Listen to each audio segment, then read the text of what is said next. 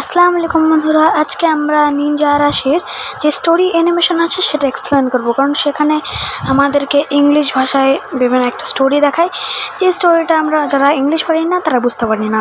তো চলো আমি সেটা তোমাদেরকে ভালোভাবে এক্সপ্লেন করে দিই। তো আমরা গেমে চলে এসেছি, আর এখানে একটা দানবকে আমরা দেখতে পাচ্ছি, যে বলছে যেটা কি বলছে ওটা নিয়ে অত মাথা ব্যথা নেই, সামনে কি বলে এটা দেখা যাক। নাও হি, এখানে আমি ইংলিশ বলবো না, বাংলাতে বলে নেই, মানে সে এখন রিভেন্স নিবে, সেটা বলছে যে এখন রিভেন্স নেওয়ার সময়। তো তারপর নেক্সট কী হয় দেখা যাক গাইস। সো এখানে সে লিখে দিয়েছে ফাইন্ড মি, সে জেলের থেকে কিন্তু মুক্তি হয়ে গেছে।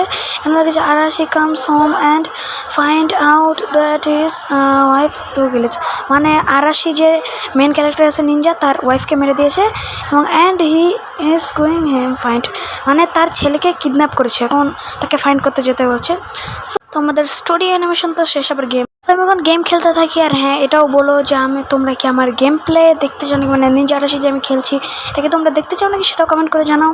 আর লাইক সাবস্ক্রাইব কিন্তু করে দাও, না ছাড়া কিন্তু আরাশি রেগে যাবে, আরাশি কিন্তু রেগে যাবে ভাই, তাড়াতাড়ি লাইক সাবস্ক্রাইব করে দাও। তো দেখা হচ্ছে অন্য কোনো ভিডিওতে। ভালো থাকবেন, সুস্থ থাকবেন, আল্লাহ হাফেজ।